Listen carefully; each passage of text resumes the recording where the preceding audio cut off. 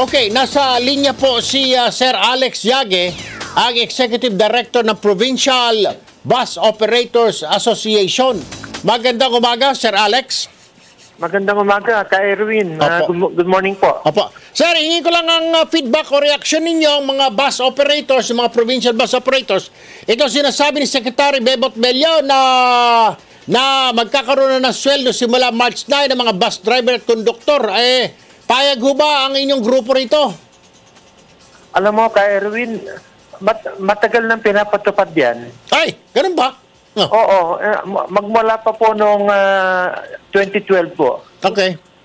Kasi po yung noong 2012 po, yung DOLE, naglabas po sila ng department order 2012-118.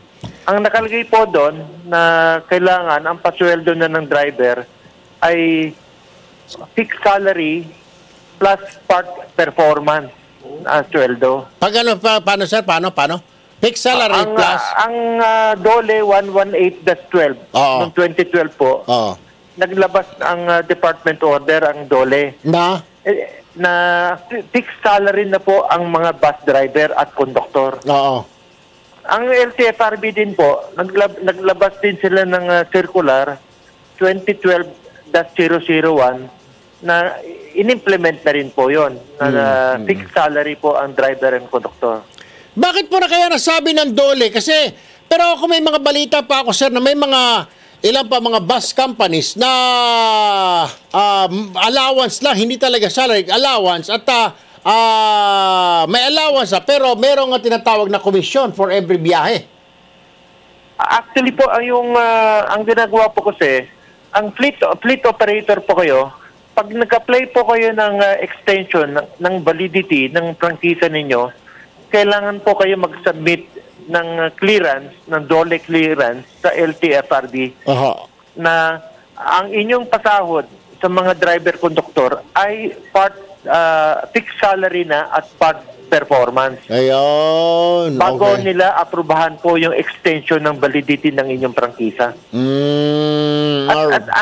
Kay Erwin, yung mga karamihan ng fleet operator na provincial buses po, ay meron pong union yan. Meron po silang union.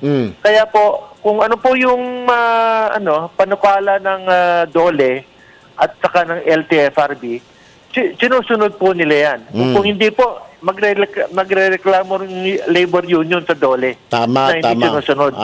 Tama po. Pero magkano na ba yung bigyan nyo kamayan ng range or approximate ang sweldo ng isang bus driver ngayon, bus operator?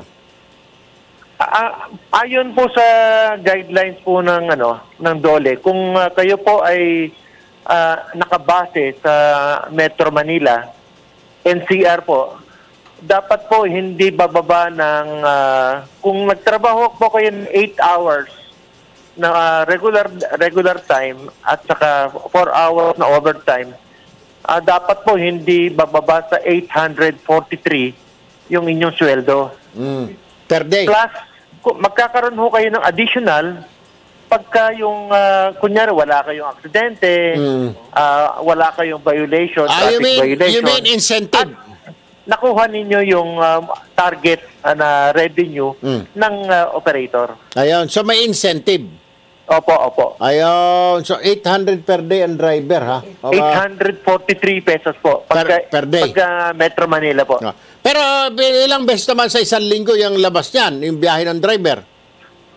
Usually po sa Metro Manila, hindi ko po gano'ng kabisado. Usually mga 4 days po yan mga 4 to 5 days. Kasi po pagka Sabado-Linggo, mahina po ang biyahe pag Sabado-Linggo kasi walang pasok sa karamihan ng opisina sa Metro Manila. Pero ang probinsya po, usually mga 5 to 6 days a week po ang biyahe. Ayun. Kasama na dyan yung konduktor. Kasama po ang konduktor. Ang sweldo po ng driver at konduktor ay dapat po ay fixed salary plus part performance po. Ayun. Alright. So, pinapatupad. Ano kaya ibig sabihin ng DOLE? Kinokontak namin si Secretary Bello. Hindi ko nasagot dahil nasa meeting. Ano itong sinasabi niya na starting March 9? Ano po yun kasi po yung guidelines po, nung lumabas po yung unang order, 2012,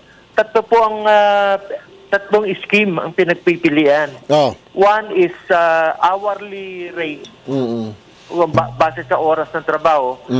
The second is on a per trip basis. The third scheme po per kilometer na biyahe. Ayun. Ang ginawa po ng DOLE, National Wage and Productivity Commission, ginawa po niya na hourly na dapat ang basis. Hindi na pwede yung per trip at saka per kilometer na biyahe. Alright. Nako. Yun po ang revised guidelines po. Okay.